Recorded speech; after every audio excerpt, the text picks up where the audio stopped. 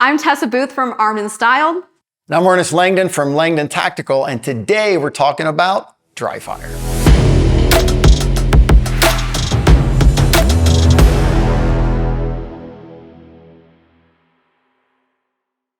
So Ernest, I've been spending a lot more time in dry fire lately, and I noticed when I first kind of started investing more time into that, I didn't know what I was supposed to do in that time and how to best utilize it. And so I'm hoping you can give me some advice on how to best utilize your time in your daily dry fire. There's a lot of things you can do, but the first thing, like you said, is you need to have a plan. So figure out what your weaknesses are, what your areas of improvement need to be. Like, where do I want to get better? Where does my focus need to be? And that's going to change, right? You're going to shift as you grow as a shooter. The second thing I would say is that when you start a dry fire session and you're going to try to plan that out, set that plan up based on time blocks and not repetitions. So the tendency is everybody wants to do reps like a workout. I'm like, oh, I got to get so many reps in. And the reality is you're much better off setting up a timer on your phone.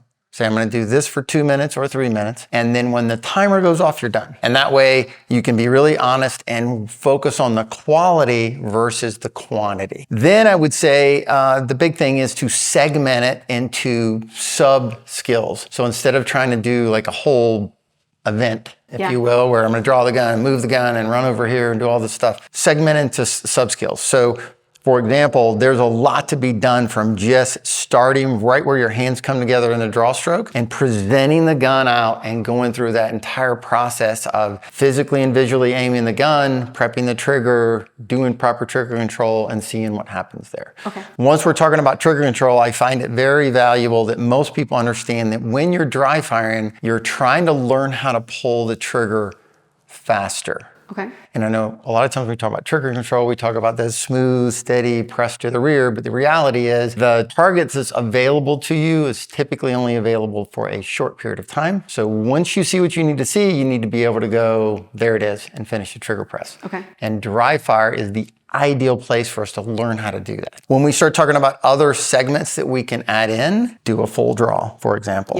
Right? Just the draw. And again, focusing on the trigger control piece. Then we can start adding in other things like a little bit of movement or a reload, but again, a small segment. And instead of trying to do the draw and the transition and the reload and then another transition and all of those things, do the segments. And then, of course, as you grow as a shooter, then you can combine all that stuff together. So would you say that in dry fire, I should be focusing on specific skills every single time I approach a dry fire session? No, initially, I think, and a good portion of your dry fire should be that way. But eventually, as you start to get mastery of your skills, your little sub skills, you need to start adding them together in larger and larger chunks, like 3 or 4 things together, a draw stroke with a movement, a draw stroke with a reload, any of those kind of things. And then eventually they can be, almost like an entire shooting stage in dry fire. Awesome. I like that.